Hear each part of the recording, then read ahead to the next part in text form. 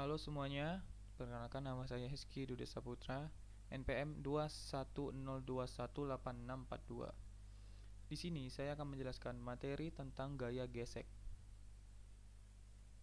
Yang pertama, apa itu gaya gesek? Gaya gesek adalah gaya yang berlawanan arah dengan arah gerak benda. Gaya ini terjadi karena sentuhan benda dengan bidang lintasan akan membuat gesekan antara keduanya saat benda akan mulai bergerak hingga benda bergerak. Besarnya gaya ini ditentukan berdasarkan kekerasan permukaan kedua bidang yang bersentuhan. Jadi semakin kasar permukaan suatu bidang, maka nilai gaya geseknya akan semakin besar. Nah, sebelum lanjut ke pembahasan, kita akan memulai dengan hukum Newton. Yang pertama adalah hukum Newton 1. Hukum Newton 1 berbunyi, jika resultan pada suatu benda sama dengan 0, maka benda yang diam akan tetap diam, dan benda yang bergerak akan tetap bergerak dengan kecepatan tetap.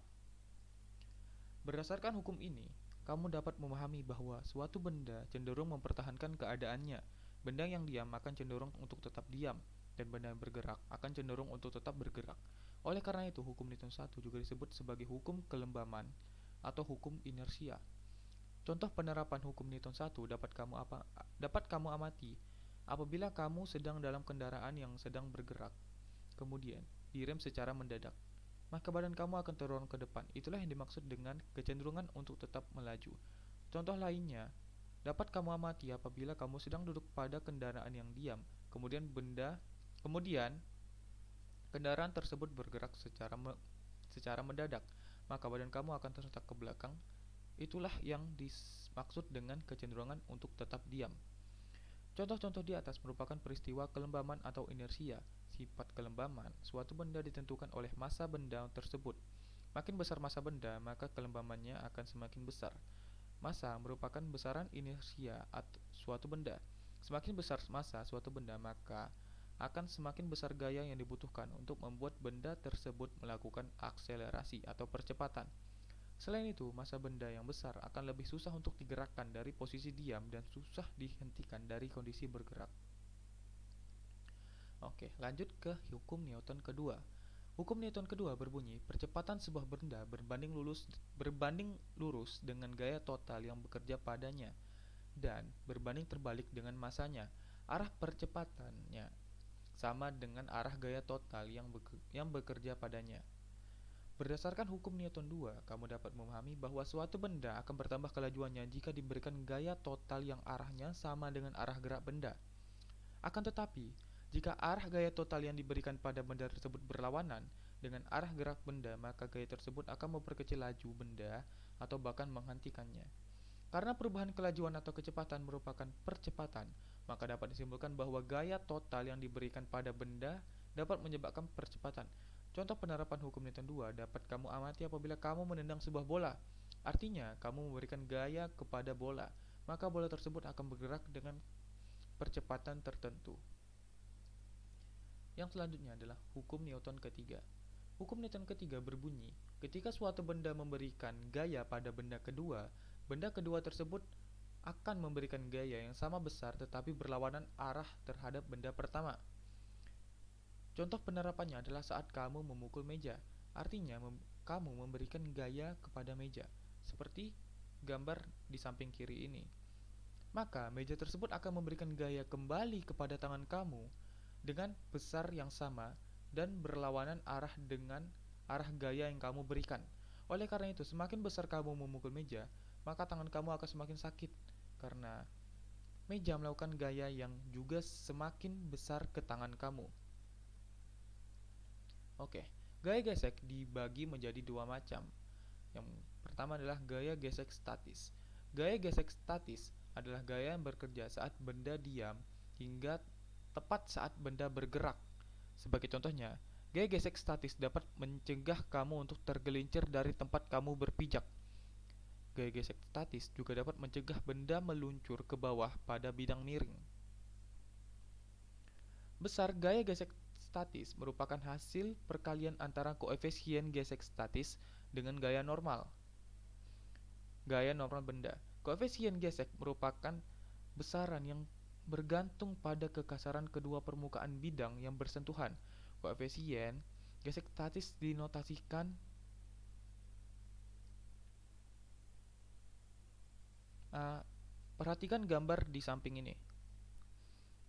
Untuk melihat arah-arah gaya, karena setiap benda yang diam hingga tepat akan bergerak memiliki nilai gaya gesek statis, maka benda tidak akan bergerak jika gaya yang diberikan lebih kecil dari nilai gaya gesek statis, karena arah gaya yang diberikan dengan arah gaya gesek selalu berlawanan. Jadi, benda akan bergerak jika gaya yang diberikan lebih besar dari gaya gesek statis. Jika gaya kurang dari sama dengan gaya gesek statis, benda akan tetap diam. Jika gaya lebih besar sama dengan gaya gesek statis, maka benda mulai bergerak. Yang kedua adalah gaya gesek kinetis. Gaya gesek kinetis adalah gaya yang bekerja saat benda bergerak. Saat benda diam hingga tepat akan bergerak. Gaya yang bekerja adalah gaya gesek statis. Lalu saat benda mulai bergerak, maka gaya yang bekerja adalah gaya gesek kinetis. Jika tidak terdapat gaya gesek kinetis, maka suatu benda yang diberi gaya akan selalu melaju dan tidak akan berhenti, karena tidak ada gaya gesek yang melambatkannya, seperti di luar angkasa. Sama seperti gaya gesek statis, nilai gaya gesek kinetis merupakan hasil perkalian antara koefisien geseknya dengan gaya normal benda. Koefisien gesek kinetis dinotasi. Biasanya nilai koefisien gesek kinetis selalu lebih kecil dari koefisien gesek statis untuk material yang sama. Oke, ini adalah contoh soal gaya gesek. Soal yang pertama. Sebuah kotak sebesar 10 kg ditarik sepanjang bidang datar dengan gaya sebesar 40 Newton yang membentuk sudut 30 derajat. Koefisien gesek statis dan kinetis nilainya berturut-turut sebesar 0,4 dan 0,3. Yang ditanya, hitunglah percepatannya. Oke, pembahasan. Gambarkan terlebih dahulu gaya-gaya yang bekerja pada box tersebut dan perhatikan gambar di bawah ini. Ya, ini gambarnya. Oke. Kemudian kita identifikasi komponen-komponen yang diketahui. Gaya gesek kinetis. Koefisien gaya gesek kinetisnya adalah 0,3. Koefisien gaya gesek statisnya sama dengan 0,4. Masanya 10 kg. Gravitasinya 9,8 meter per second kuadrat. Gayanya adalah 40 Newton dan sudut betanya sama dengan 30 derajat. Gaya F memiliki komponen vertikal dan horizontal. Oke, pertama kita cari Fx. Fx sama dengan F dikali cos theta sama dengan 40 dikali cos 30 derajat sama dengan 34,6 Newton. Fy sama dengan F dikali sin theta sama dengan 40 dikali sin 30 derajat sama dengan 20 Newton. Lalu kita dapat mencari gaya normalnya yang dinosikan dengan gaya normal ataupun Fn ataupun N. Sigma Fy-nya sama dengan massa dikali AY. Sigma Fy sama dengan 0 karena benda tidak bergerak secara vertikal, maka AY-nya sama dengan 0. Fn dikurang M dikurang massa dikurang gravitasi tambah Fy sama dengan 0. Fn sama dengan massa dikali gravitasi dikurang Fy. Fn sama dengan 98 Newton dikurang 20 Newton. Jadi gaya normalnya adalah 78 Newton. Agar kita mengetahui apakah benda tersebut dapat bergerak atau tidak, maka kita hitung nilai gaya gesek kinetisnya. Gaya gesek kinetis, cara mencari gaya gesek kinetis adalah koefisien dari gaya tersebut dikali dengan gaya normal.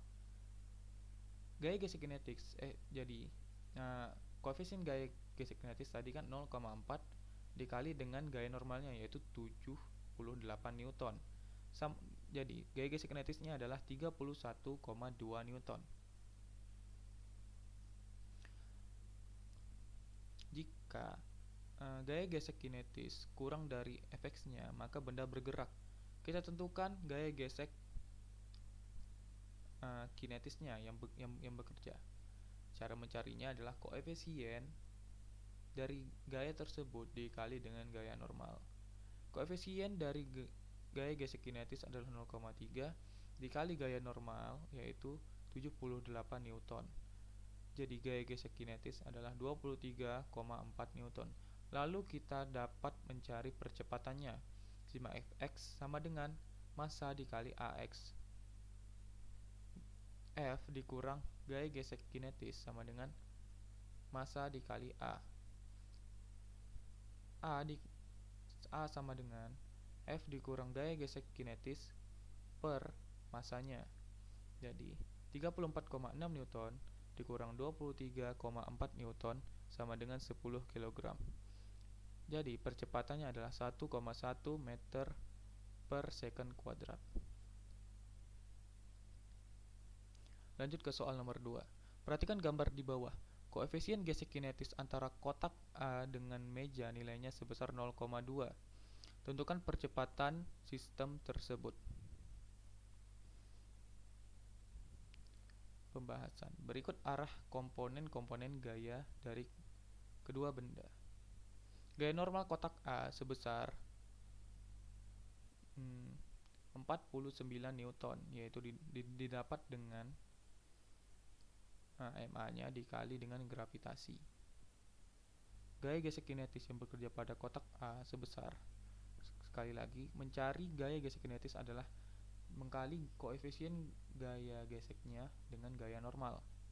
Koefisiennya adalah 0,2 dan gaya normal adalah 4,9. Jadi, gaya gesek kinetis adalah 98 Newton. Gaya tegang tali dinosikan T ataupun Ft. Persamaan hukum kedua Newton pada kotak A dapat ditulis dengan sigma Fa sama dengan Ma dikali A.